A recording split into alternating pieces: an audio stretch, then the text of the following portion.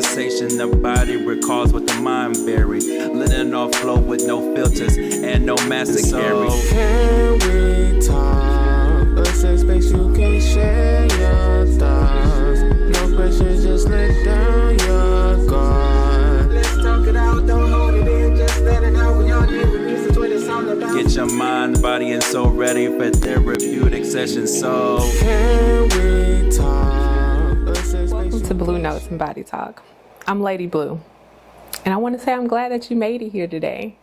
And thank you for choosing this as your quiet corner, where you can loosen your grip on whatever has been pulling at you today.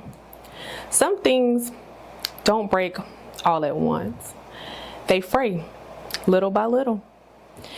They loosen up until your holding just gets loose. As if that one tug that you're tugging at that loose thread can be woven back into place. Today I want to talk about loose threads. The ones that we've been carrying for way too long. The ones that keep knotting up, and it's knotting up at our heart, when it might be time for us to just let those loose threads go. I've been thinking about this for some time, and I know that I've tried to repair some things that wasn't meant to be repaired. And that could either been a relationship that I had, a role that I, have outgrown, an old idea that I thought about myself. But, I had to realize that I wasn't holding on to it because it was right for me. I was holding on to it because I was afraid of what I might feel if I just let it go. And sometimes that feeling can look like emptiness. So today, let's explore what it means to finally let them fall away. Let those loose threads just slip through your finger cracks and let it fall. So when we talk about loose threads, we're not just talking about people. Sometimes those loose threads can be stories we told to ourselves. Sometimes they can even be job titles we've had that we've outgrown. Sometimes it can even be friendships that we had that we sometimes have outgrown as well. And those friendships, we're coasting on them as history instead of connection. The tricky part is that loose threads, they don't announce themselves. They blend in with the fabric of our lives. And you might feel some discomfort with it. You might even feel, that little tug at the back of your mind, a sense that you've been shrinking to fit to something that doesn't even fit you anymore. And still it's tempting to keep weaving those threads back in, even if they don't belong there anymore. So maybe the question isn't just, what do you need to let go of? Maybe it's, what I'm afraid of if I do let it go. Will you feel lighter? Will you feel lost? You might even gain some space. Or if you do gain that space, what are you going to fill it with? So if you can, take a moment with me. I want you to close your eyes if you can, or soften your gaze. And I want you to think about a loose thread that you have right now that's going on in your life. Let it be something that no longer fits, but it still kind of lingers. And I want you to notice how your body is feeling at this moment while you're thinking about this loose thread. I want you to think about, is your body feeling some kind of tension, or are you feeling some type of relief? And you don't have to answer that question right now. You don't have to answer it out loud. I just want you to be honest with yourself in those things that your body is feeling. So now I want you to take a deep breath and bring yourself back to the room. What you just felt, whether it was tensions, whether it was ease, or was it a mixture of both? I want you to listen to what your body's telling you, because some of those things about those threads, you need to be able to unpack it. So let's unpack it together and let's explore it in real time. let's explore what it takes for you to let it go and get those feelings out. Because I don't want you to feel like you're losing a piece of yourself. Letting go sounds simple. And it really sounds simple until you're standing right there. And a lot of people say, you know, it's easier said than done, which is really true. Releasing something can, especially when it's something that's familiar, can be very hard. And it can sometimes even hurt. Sometimes we hold on to it because it's a habit that we've had for so long. It's the way we've always done it, the way we've always shown up. Other times we're holding on because we've tied our identity to that person, to that role, to that story. If we let go, sometimes we start to wonder, who am I without it? And then there's the fear. The fear that if we let go, nothing better will come to fill that space. The fear is loud, and fear is always loud.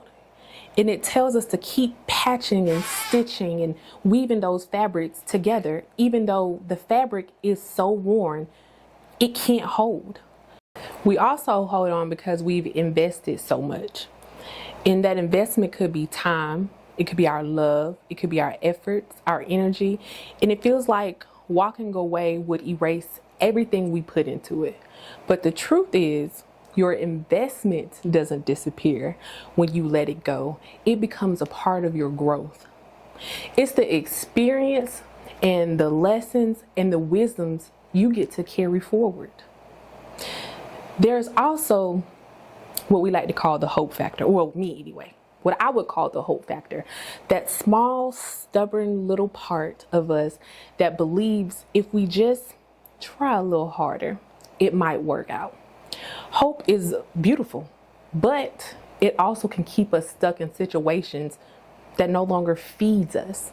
Sometimes let it go isn't losing hope, it's redirecting it towards something that we can actually grow with and we can grow towards.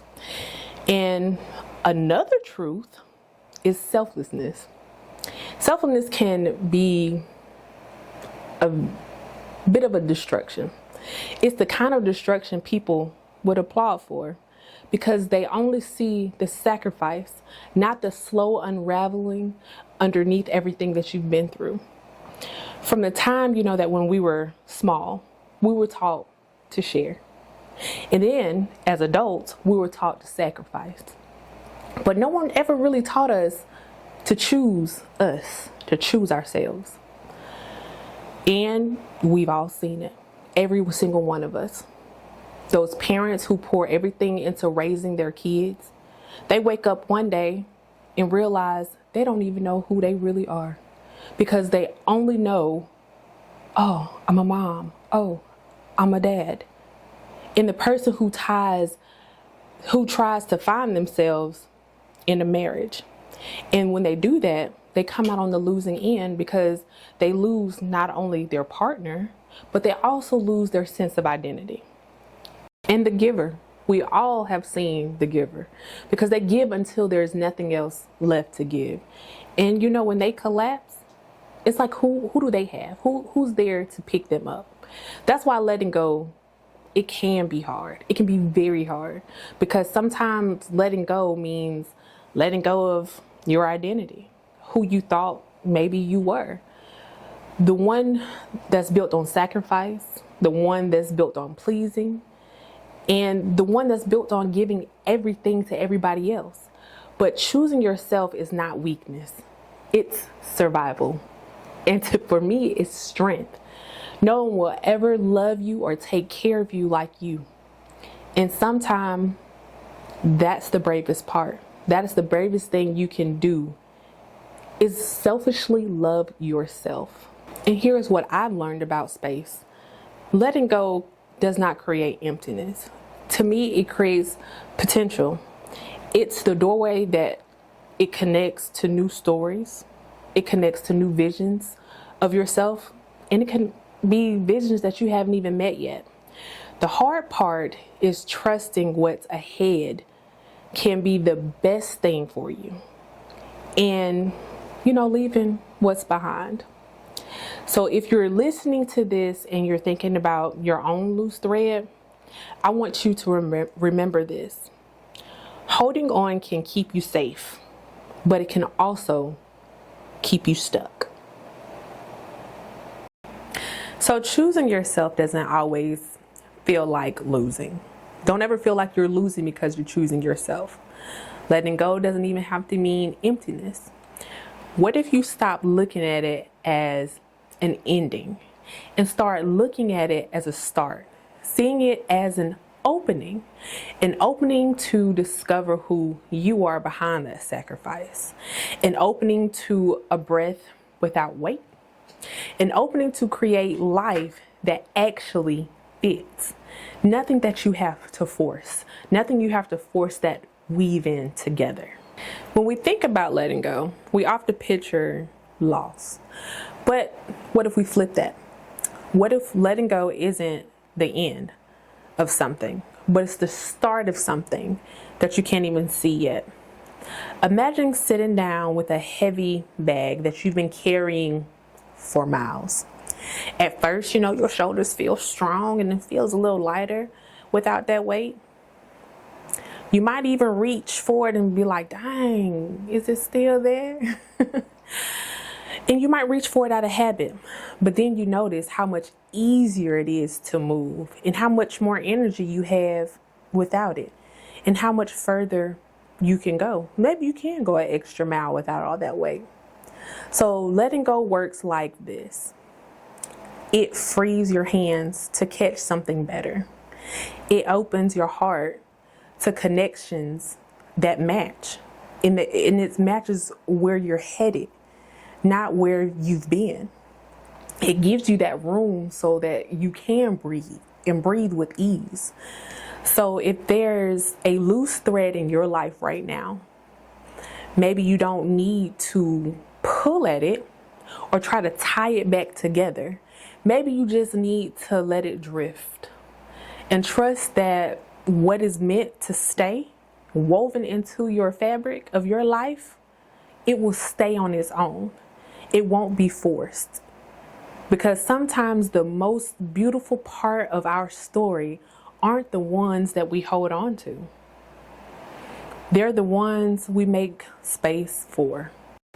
Letting go doesn't have to happen all at once either. Sometimes it starts with a small little shift. A little loosen here, a little loosen there, a little breathing room here, a little breathing room there. But before you take that big step, you don't have to rip out the thread of the fabric. And just know that it doesn't happen overnight either. You can unweave it very gently. And here are a few ways to begin without forcing yourself into a big leap you may not be ready for. So what I want you to do, I want you to name it. Say it out loud. Write it down. Whatever it is that's been holding you into this chokehold. When you put it into words, it stops being a shadow in your mind and it becomes something that you directly focus on ahead. 2, I want you to notice the cost. Ask yourself, what is this taking from me? Is it my peace? Is it my energy? Is it my self-worth? Is it my joy? Sometimes realizing the toll that something is taking from you will help you, and it will help you decide in time when to release it. 3, find a safe release. That might look like a friend that you trust, writing it in a journal, or even creating a small ritual to honor the end of that chapter in your life. It could be lighting a candle. It could be placing an object in a box, and even going on a walk and then throwing it behind you. Something symbolic. 4, let's replace it. Let's replace that habit, not the feeling. You don't have to stop caring. You just need to redirect that care into something that feeds you instead of something that drains you. The goal isn't to become cold or detached, but nurture yourself in a way that aligns with who you are. And that's who you are right now, who you're trying to become. 5, give yourself permission to miss it. Missing something doesn't mean that you made the wrong choice. It just means that it mattered. Feeling that absence is a part of your healing process. And here's something important. Letting go isn't a one-time action. It's a practice. Some days you feel like you moved on completely, and guess what? Other days you don't. You catch yourself saying, oh, I need it back. I gotta thread it in again. I gotta sew it in again. Both are normal. The point isn't perfection.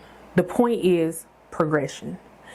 It's not about erasing the thread. It's about loosening that grip that you have on that thread, and having it no longer have power over you, over your time.